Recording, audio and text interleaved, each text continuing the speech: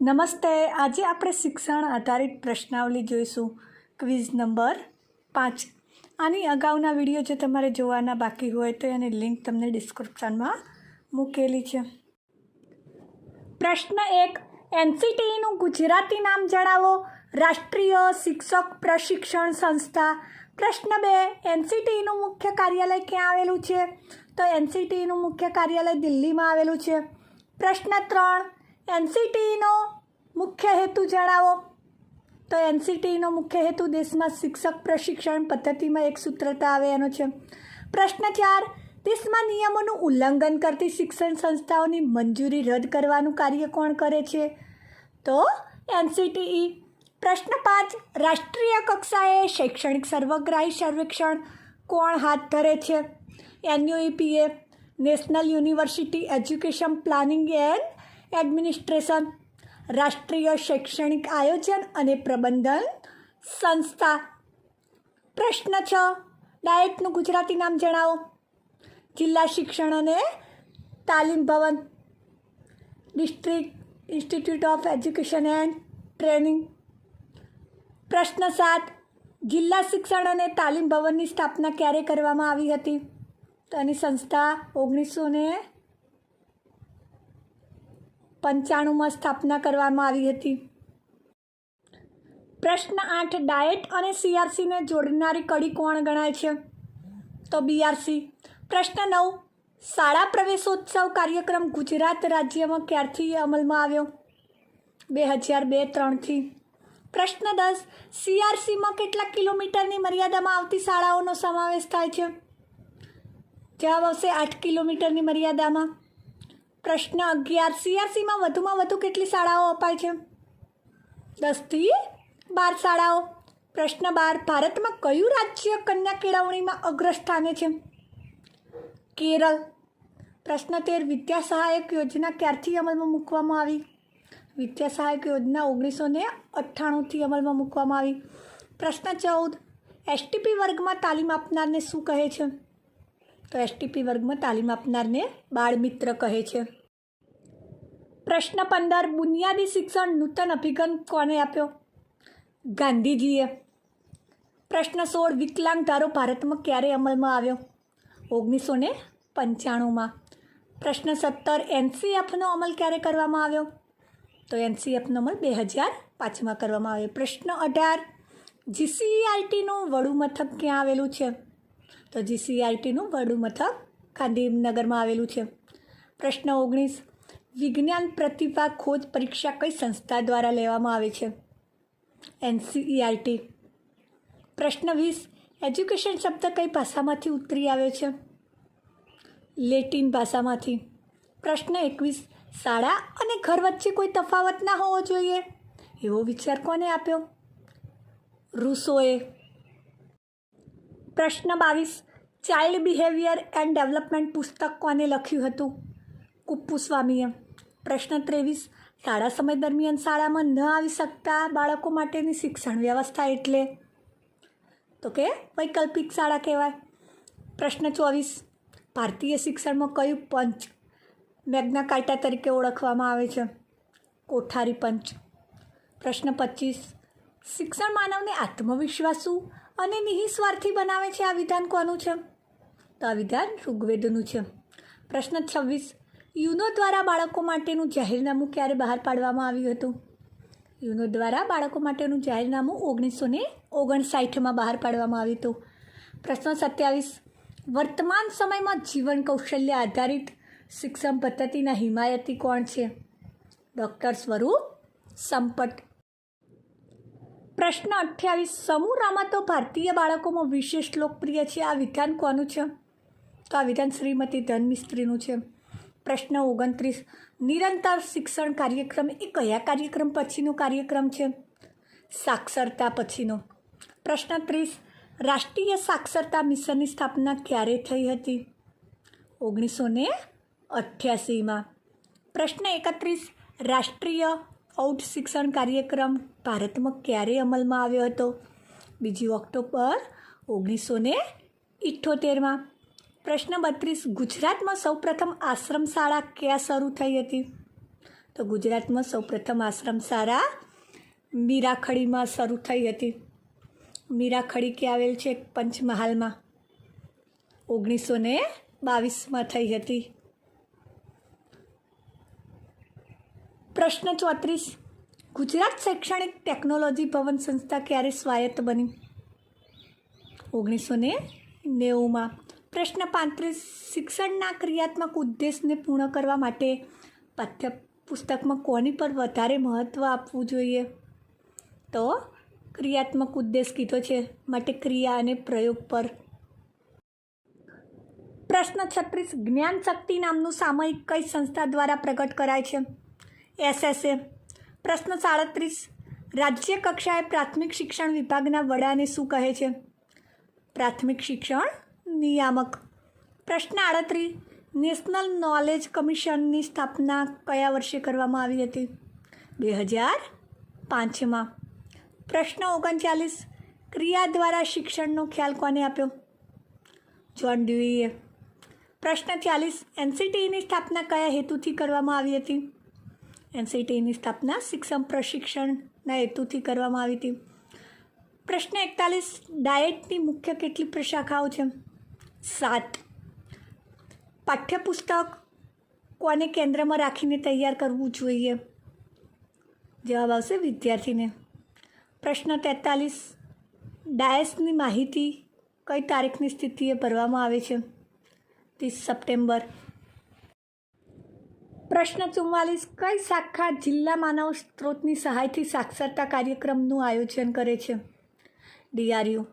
પ્રશ્ન 45, ડૉક્ટર બાબા સાહેબ આંબેડકર યુનિવર્સિટીનું કાર્યાલય ક્યાં આવેલું છે? અમદાવાદમાં. પ્રશ્ન 46, ખુલ્લી શાળાનો વિચાર કયા મુખ્યમંત્રીના સમયમાં મૂકવામાં આવ્યો હતો? તો સચિમનભાઈ પટેલના. પ્રશ્ન 47, MHRDનું વડું મથક ક્યાં આવેલું છે? દિલ્હીમાં.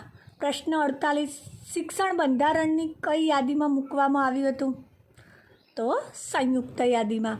પ્રશ્ન 49, ગુજરાત સરકારે કયા વર્ષને કન્યા કેળવણી વર્ષ તરીકે ઉજવવાનું નક્કી કર્યું હતું? વર્ષ 2002-03ને. પ્રશ્ન 50, MLLનો અર્થ શું થાય છે? મિનિમમ લેવલ ઓફ લર્નિંગ, ક્ષમતાલક્ષી પાઠ્યક્રમ. પ્રશ્ન 51, રાષ્ટ્રીય શિક્ષણ નીતિ 1986ના પ્રેરણા સ્ત્રોત કોને ગણવામાં આવે છે? તો રાજીવ ગાંધીને. પ્રશ્ન 52, શૈક્ષણિક બાર ફિલ્મ મહોત્સવનું આયોજન કોણ કરે છે? તો NCERT. પ્રશ્ન 53, national society for the study of education ક્યારે અમલમાં આવ્યું? 1946માં. તે મુંબઈ પ્રાથમિક શિક્ષણ ધારો ક્યારે અમલમાં આવ્યો? 1947માં. પ્રશ્ન 55, રાજ્યની શિક્ષણ નીતિનું કેન્દ્ર કોણ છે? તો એનો જવાબ આવશે શિક્ષણ મંત્રી. NCERTના પ્રમુખ તરીકેની જવાબદારી કોણ સંભાળે છે? જવાબ આવશે MHRDના પ્રધાન. પ્રશ્ન 57, શિક્ષણમાં પ્રોજેક્ટ પદ્ધતિ અમલમાં મૂકનાર કોણ હતા? જ્હોન ડ્યુઈ.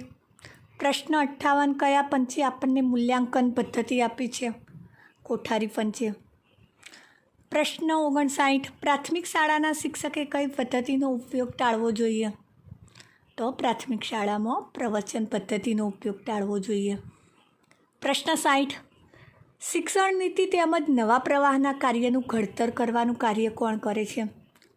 શિક્ષણ વિભાગ. પ્રશ્ન 61, શિક્ષક માટે સૌથી પહેલી અનિવાર્ય બાબત કઈ છે? તો શિક્ષક માટે અનિવાર્ય બાબત સૌથી પહેલી કઈ છે? તો કે વિષય વસ્તુ પરની પકડ. પ્રશ્ન 62, સર્વગ્રાહી મૂલ્યાંકન એટલે? તો સર્વગ્રાહી મૂલ્યાંકન એટલે વિદ્યાર્થીઓના અભ્યાસિક અને સહઅભ્યાસિક પાસાઓના વિકાસનું મૂલ્યાંકન કરવું.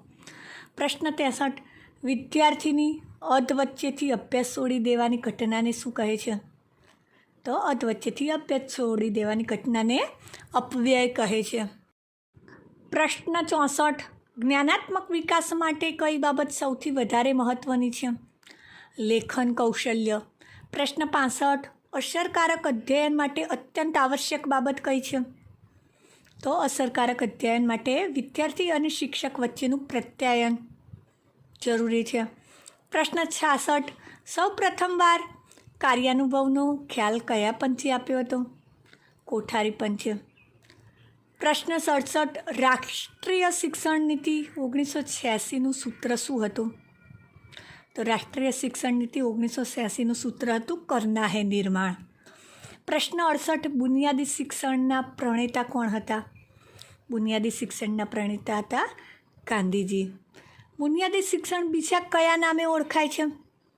બુનિયાદી શિક્ષણને બીજા પાયાની કેળવણી, વર્ધા યોજના, જીવન શિક્ષણ, બેઝિક એજ્યુકેશન, રાષ્ટ્રીય શિક્ષણના નામે ઓળખવામાં આવે છે. પ્રશ્ન 70, બુનિયાદી શિક્ષણ એટલે કેટલા ધોરણ સુધીનું શિક્ષણ? ધોરણ 1 થી 8 સુધીનું. પ્રશ્ન 71, નિરક્ષરતા એ સમાજ અને દેશનું કલંક છે. આ વિધાન કોનું છે? ગાંધીજીનું. પ્રશ્ન 72, ક્રિયાત્મક સંશોધન એ કેળવણી ક્ષેત્રે નાની સિંચાઈ યોજના છે. વિધાન કોનું છે? તો કે ડૉક્ટર ગુણવંત શાહનું. પ્રશ્ન 73, અક્ષય પાત્ર ફાઉન્ડેશન કયા પ્રોગ્રામ સાથે સંકળાયેલ છે? મધ્યાહન ભોજન સાથે. પ્રશ્ન 74, ગુજરાતની સૌપ્રથમ આશ્રમ શાળાનું સંચાલન કોણ સંભાળતા હતા? ઠક્કર બાપા. આશ્રમ શાળાના મુખ્ય પ્રણેતા કોણ હતા?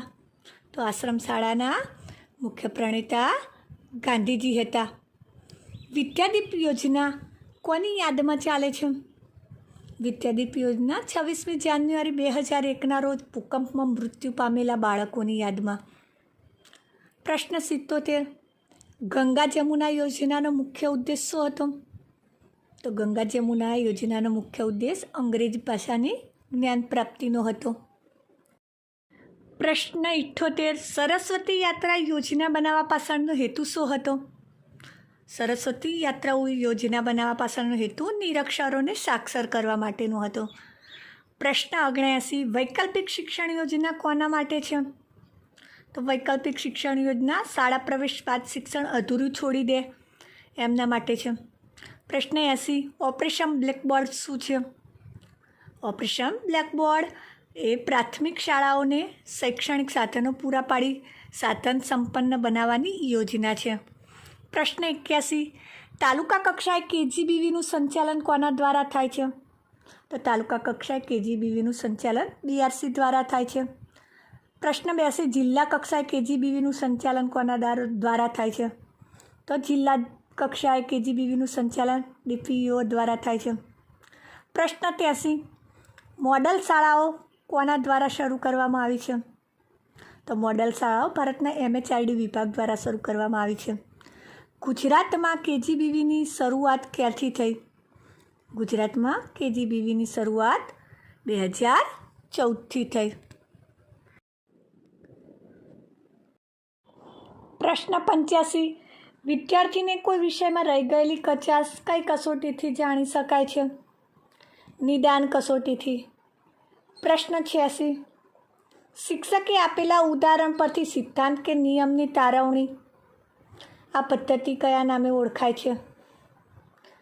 આગમન પદ્ધતિ.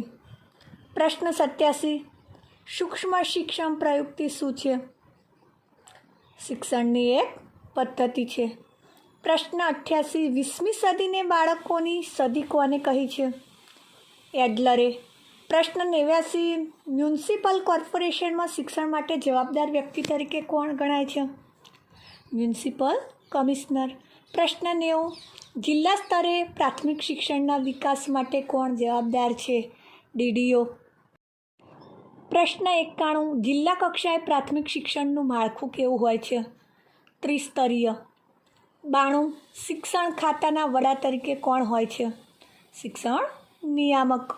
પ્રશ્ન 93, જિલ્લા પ્રાથમિક શિક્ષણ અધિકારીનું ટૂંકું નામ શું છે? DPEO. પ્રશ્ન 94, વિદ્યાર્થીઓના પૂર્વજ્ઞાનની ચકાસણી માઇક્રો ટીચિંગના કયા કૌશલ્ય દ્વારા સૌથી વધુ યોગ્ય રીતે થઈ શકે છે?